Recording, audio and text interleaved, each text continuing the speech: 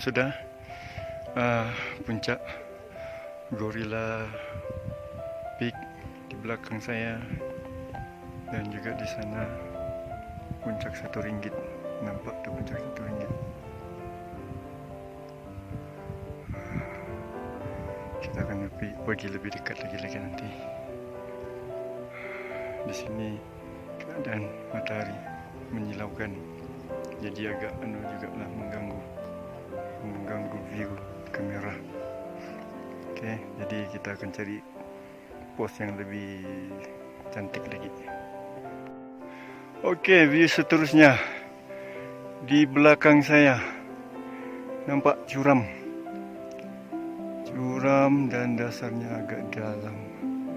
Oke, ini antara kawasan-kawasan yang tidak digalakkan untuk datang dekat, berbahaya. Oke, kita pose pusing. Oke, dengan cahaya matahari yang menyilaukan tapi menghangatkan badan. Oke, nampak view di belakang sana, beberapa puncak. Oke, seterusnya. Oke, puncak-puncak yang ada di sini. Nun jauh di sana puncak Rp1. Oke, syukur alhamdulillah diberi kesehatan. Oke, bagi pendaki-pendaki yang sudah pernah mendaki ke Gunung Kinabalu ini, sudah arif tentang kegunaan tali ini. Tali ini bukanlah digunakan untuk pendaki-pendaki berpaut, tapi tali ini adalah digunakan sebagai penunjuk arah kita ketika menaiki ke puncak. Oke, sebab kita hanya berpandukan tali ini saja untuk menuju ke puncak agar tidak sesat. Jadi bukan digunakan untuk berpaut. Sebab kawasan di sini kalau kita tengok dia agak mendatar, tapi bila dalam situasi gelap kita tidak tahu pun kawasan ini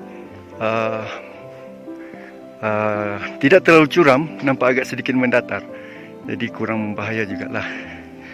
Oke, cuma kita tidak nampak masa gelap.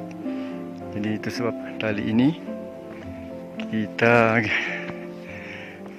gunakan sebagai penunjuk arah. Oke, puncak yang sudah kita limpas. Sekarang kita menuju ke sana, puncak Rp1. Oke, pelan-pelan.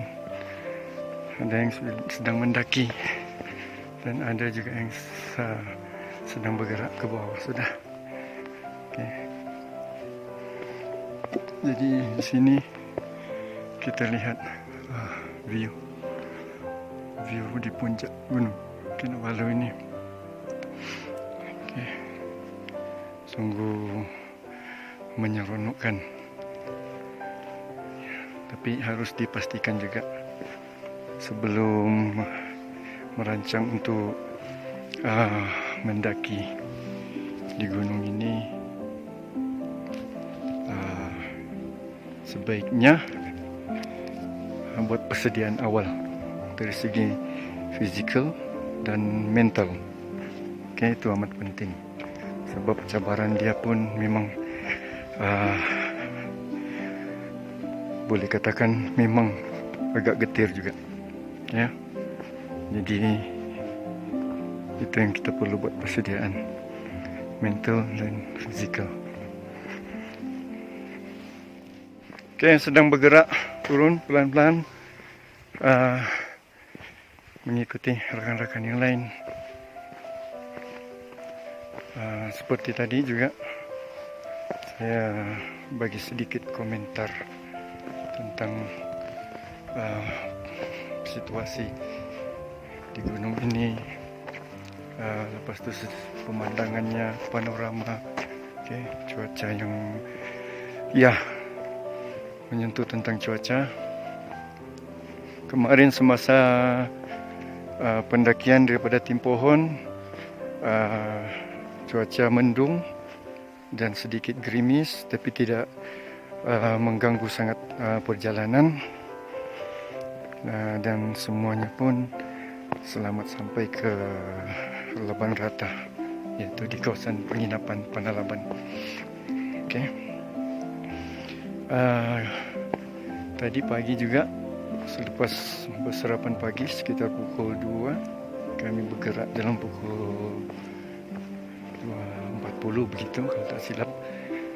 Okey, dan saya sendiri sampai di sayat-sayat leading daripada tim saya sendiri dalam pukul 3.30 kalau saya tidak silap, sampai di sayat-sayat dalam keadaan pun masih gelap lagi masa tu. Okey, di sini agak sedikit curam, so kena hati-hati sedikit. Okey. Okey, jadi sampai di puncak tadi masih dalam keadaan gelap. Berehat sebentar sebelum mengambil foto dan video bersama rakan-rakan dan juga secara solo. Ya, jadi rakaman ini sebagai kenangan saya selama pendakian saya ke sini. Ya. Ya. Tentang cuaca juga tadi saya ingin ulang balik dengan pendakian kemarin dalam keadaan gerimis sehinggalah di Panalaban, dan lewat petang hujan lebat yang agak merisaukan. Risau takut itu hujan berlarutan hingga ke tengah malam, sebab kami dimaklumkan sekiranya hujan tidak berhenti hingga ke tengah malam, pendakian terpaksa dibatalkan. Jadi amat merugikan sekiranya sudah sampai di Panalaban dan tidak ke puncak. Memang merugikan. Tapi kami juga beruntung, hujan semalam walaupun lebat,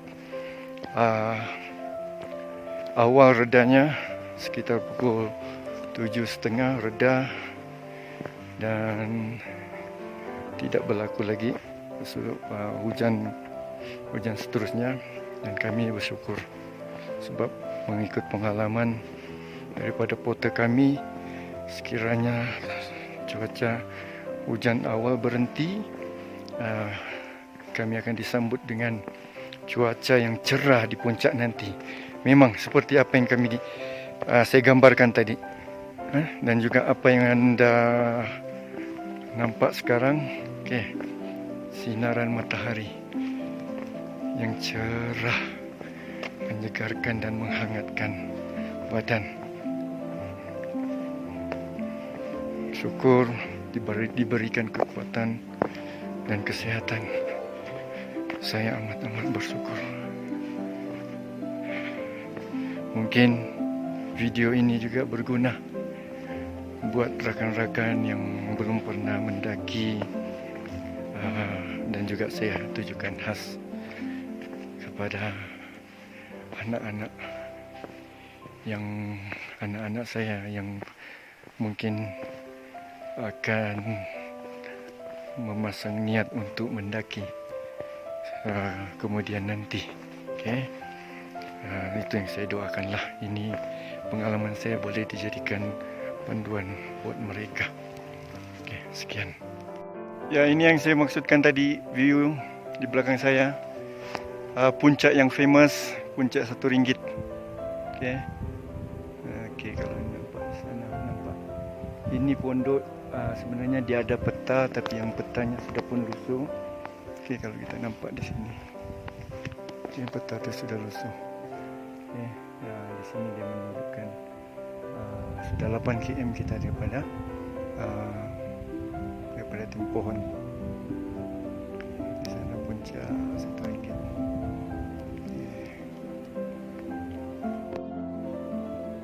Perasan tak dengan kesan di atas batu ini seperti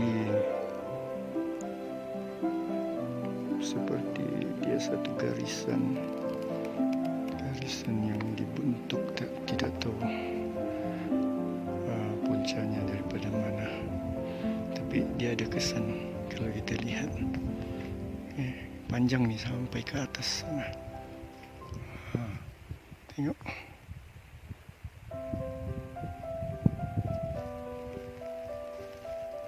Tidak tahu lagi lah, belum ada cerita tentang bagaimana pula boleh terbentuknya kesan ini. Nampak view di sebelah saya. Beberapa puncak, tapi tidak dapat saya pastikan lah mana satu yang Dongki iya kah, mana satu yang selainnya pula. Kalau tengok sepanjang perjalanan saya turun ke bawah. Sekarang saya sedang turun ke sayat-sayat. Sebentar lagi kita akan nampak pondok sayat-sayat, di mana kalau mengikut syarat pendaki harus berada di sayat-sayat. Jika ingin mendaki, kena berada sebelum pukul 5 atau 5.30 sampai di sayat-sayat untuk buat lapor diri. Jika limpas pukul 5 ataupun 5.30 begitu, pendaki sudah tidak dibenarkan mendaki. Pendaki tidak dibenarkan mendaki. Jadi bila tidak dibenarkan mendaki, sijil untuk sampai ke sayat-sayat hanya sijil hitam putih. Tidak dapat sijil yang berwarna. Saya tunjukkan. Nampak sana yang berbumbung hijau di bawah nun sana. Berbumbung hijau itulah sayat-sayat. Itulah sayat-sayat. Nampak bangunan di bawah sana. Itulah kami punya penginapan pada di Laban Rata. Nampak tangganya jurang. Ini tangga mendaki ke atas ke sayat-sayat. Kalau malam tidak nampak apa-apa dikeliling, hanya nampak ni tali saja tempat berpaut.